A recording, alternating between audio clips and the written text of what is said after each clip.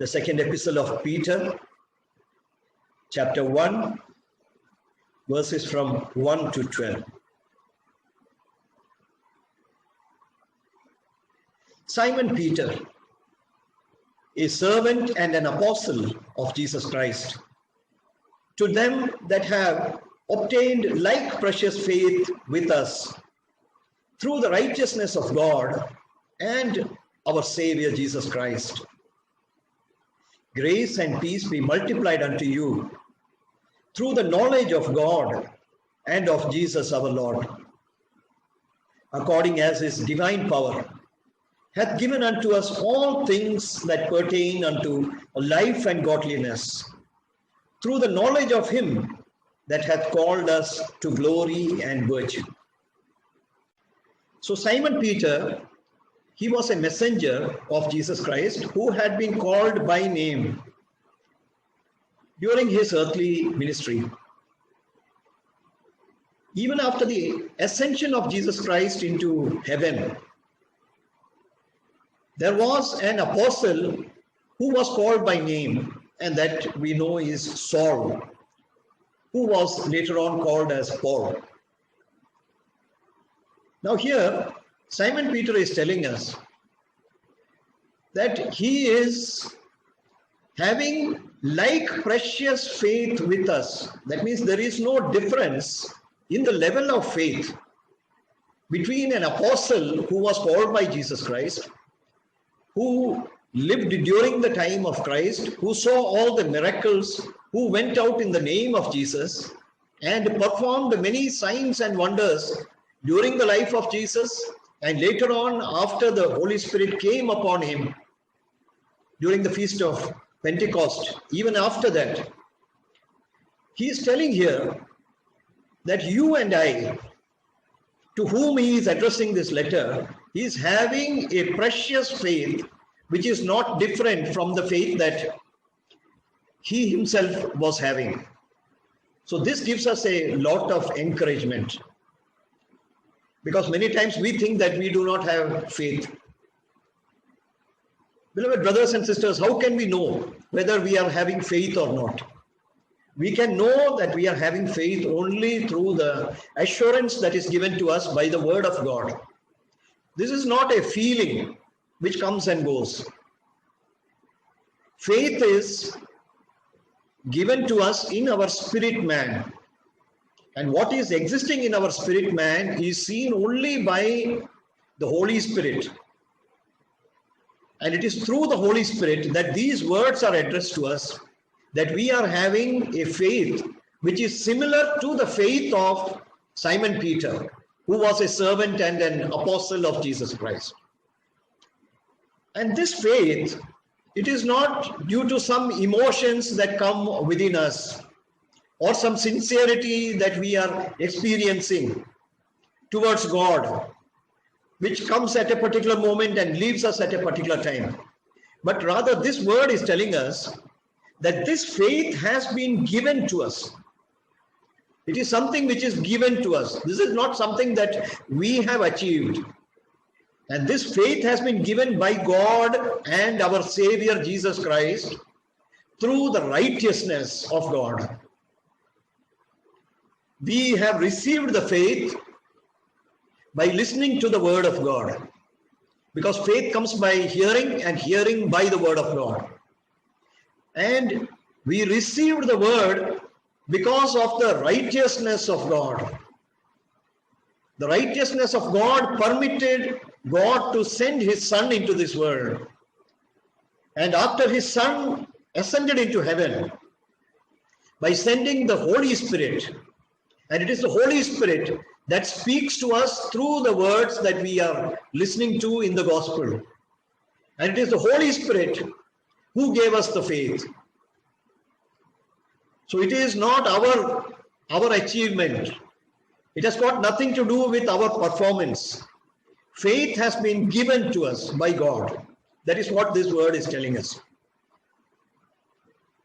And it is not only faith, but God has given to us grace and peace. That is what we are reading in the second verse. And that grace and peace it is capable of multiplying. There is a small amount of faith that was given to us when we were born again. In the same way, the grace and peace, it comes in a small measure in the beginning, but it keeps multiplying throughout our spiritual journey. And how does it multiply? That has been that mystery. It has been attempted to be explained to us through the word that we are reading today. The grace and peace is multiplied through the knowledge of God and of Jesus Christ our Lord. So as we increase in our knowledge, the grace of God and the peace of God towards us, it increases. There is a multiplication process taking place as we increase in the knowledge of God and of our Lord Jesus Christ. How does the knowledge of God increase? It increases only when we read about God our Father and Jesus Christ our Savior through the Word of God. So the knowledge, it increases proportionate to the time that we spend in the Word of God. So it is a process of acquiring knowledge. You and I, we are at this moment sitting at the feet of God and listening to His Word. And as we listen to the Word, the proportion of our knowledge towards God and our Lord Jesus Christ is improving and it is increasing. And proportionately, our grace and peace with God is also being multiplied. And verse 3 is telling that God, through His divine power, has given unto us all things that pertain unto life and godliness. Beloved brothers and sisters in Christ, there are some religions in this world which teach that you can get godliness or holiness only by visiting certain places of pilgrimage or by doing some acts or some deeds by which we are appeasing God. But the Word of God is teaching us over here that we do not have to do anything. We do not have to travel anywhere, because God, through His divine power, has already given to us all the things that we need for our spiritual journey. And what are the things that we need for our spiritual journey? We need godliness. We need the life of God within us. Both these things, that is the life of God and the godliness, and all things which give us these two things have been given to us already by God. And we are able to develop in that only through the knowledge of Him who has called us to His glory and virtue. Beloved brothers and sisters in Christ, this gives a meaning for why we are having a Bible study today. This gives a meaning for why we must read the Bible, not like reading other books, but by depending upon God to explain to us the meaning of what we are reading. Because it is only when God explains to us through His Holy Spirit that we develop in knowledge, in the knowledge of God. And it is God who has called us to share His glory with Him. There is a time when we will be sharing glory with God, our Creator and our Savior. And the time is very near, and He is preparing us for that. At the same time, there is something which is known as virtue. Virtue, it relates to our life when we are in the flesh. We have to develop in virtue, that is the will of God. There is a glory which is there in our spirit, and there is a virtue which God is looking for during our worldly existence. Virtue has to do with character. God is building up His own character, the character of His Son also within us. And that is what he is looking at. So how can we develop in the virtue? Verse 4. Whereby are given unto us exceeding great and precious promises, that by these ye might be partakers of the divine nature, having escaped the corruption that is in the world through lust. So it is only through the word of God and the promises that are contained in the holy word of God, by the reading of that, by the meditating of those precious promises, that we become partners of God in his divine nature. There is a divine nature of God. And when we participate in reading the word of God and developing in our knowledge, then there is a process which takes place by which we become partakers of his divine nature. A change starts taking place within us. And that divine nature is the virtue that God our Father is looking for within us. We have to be partakers of the virtue of God, the divine nature of God, because we have escaped the corruption that is in the world through lust. This world, it corrupts people. The more the people are in the world, the more they increase in their sinful nature. And that is what is referred to as corruption. Because already their spirits are dead. They do not have the knowledge of God. And further, even in their character, there is a corruption which is taking place. All sort of vices come and wickedness starts building up inside the nature of those who have not known God. And also the lust for power, lust of the flesh, lust of the body, all these things corrupt their nature even further.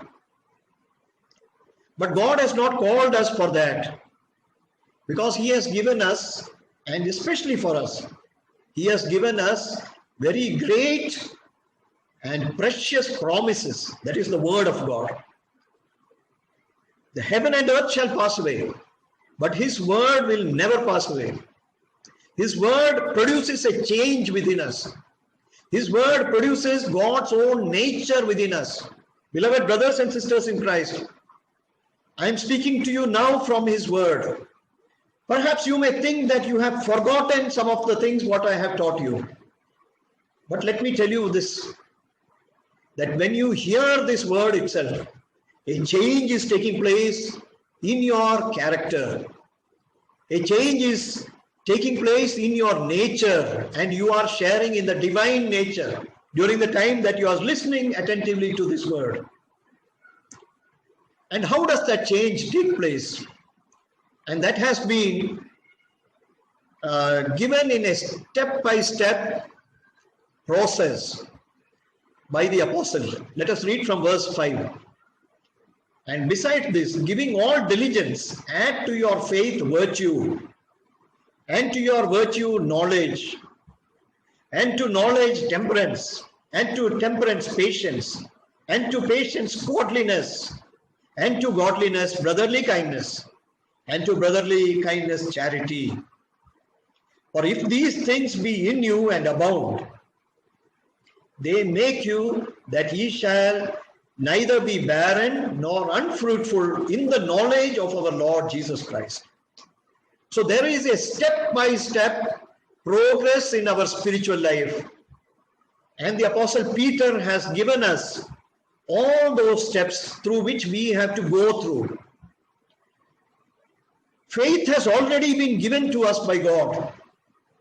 And here the Apostle is telling us through the Holy Spirit that to that faith we have to add virtue. Virtue is something over which we have a control. We can choose or we can reject the good advice which God is giving us. If we receive to the word of God willingly with a heart of obedience, then we are built up in our virtue. And here the word of God is telling us that we have to build up virtue to the faith that has already been given to us. And to that faith, when we add virtue, then the next step is that we have to develop in knowledge. Knowledge of God. It is not knowledge of the Bible. Let me tell you that. We have to know who is this God whom we are worshipping. Who is Jesus Christ, our Savior? What is the will of God? And when we are asking these questions repeatedly as we read through the Word of God, then we are built up in our knowledge of the areas which God wants us to develop. And that has to be added to the virtue that is growing within us. Let me remind you that virtue does not come overnight. Neither does knowledge come overnight. But these are all steps which are being added to our faith. And even the faith, it grows proportionate to the knowledge of God. And verse 6 is telling that to that knowledge we have to add temperance. Temperance means self-control. As I told you earlier, that is, we are having a choice to accept or to reject good, to accept or to reject evil. As long as we are keeping a self-control and we keep on choosing good in place of evil, that is the time when we are having a temperance. We are developing in our self-control. Beloved brothers and sisters in Christ, it is not the number of years that we spend in our faith or in Christian life that matters. What God is looking for is how much we have developed in our self-control, in our temperance. What were the evil things that we did earlier according to the flesh? Have those things, have we started getting a control and started selecting to do good things in the place of those evil? If we are doing that, then we are growing in our temperance. So to knowledge, we have to add temperance. To temperance, we have to add patience. Because many times, there will be setbacks in our spiritual life also. But one must not give up. When one has stumbled and fallen once, as even this apostle, Saint Peter, he fell once. He rejected our Lord. He denied our Lord 3 times. But the difference between him and Judas was that he got up from where he had fallen and he repented and he came back. This calls for patience. We have to be patient with ourselves. We have to be patient while dealing with the nature that we had been having for a long time before coming to Lord. So patience is required. We don't get immediate results. We have to wait patiently, prayerfully at the feet of God so that we can grow in holiness. And here it is written that to the patience we have to add godliness.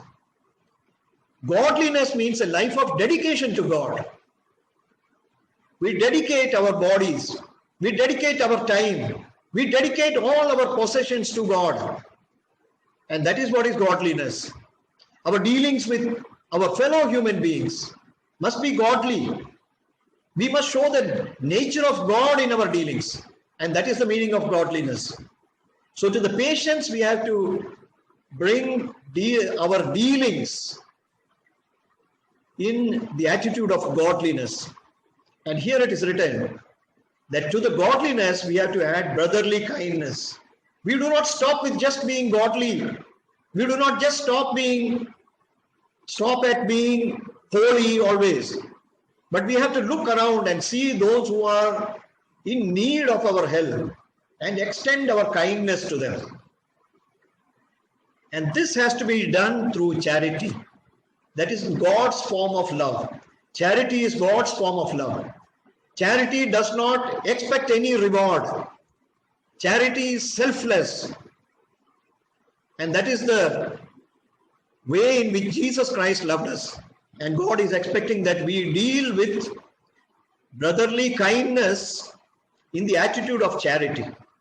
And here the apostle is telling through the Holy Spirit that if all these things put together, they start coming inside us and they start increasing within us, then we will not be barren or unfruitful.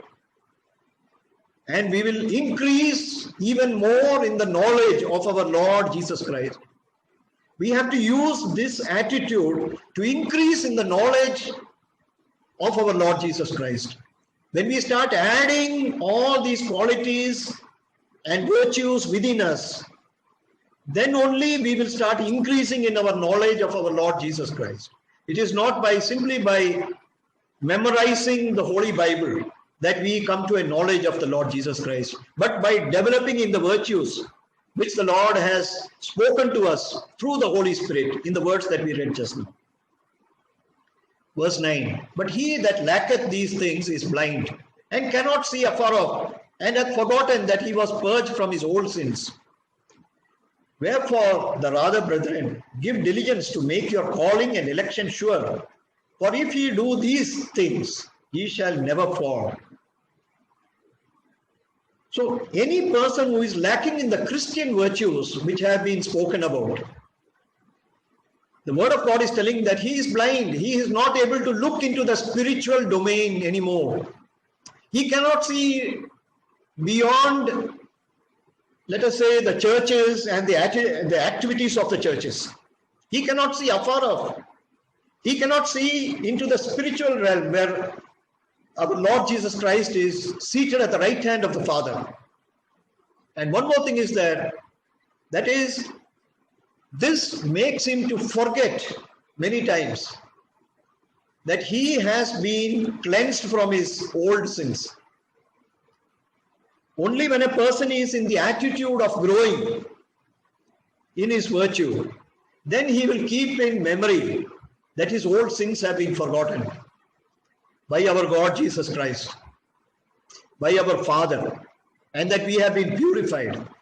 And he continues his spiritual life. And that is the reason why we have to earnestly make sure that we are fulfilling the purpose of God in calling us. God has called us with a purpose.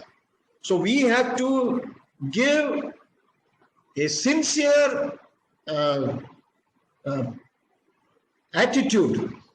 We have to be sincere in our attitude to make sure that God has not called us in vain. And we can do that only when we do the things about which we read just now. That is by the process of adding things to our faith, adding virtues to our faith.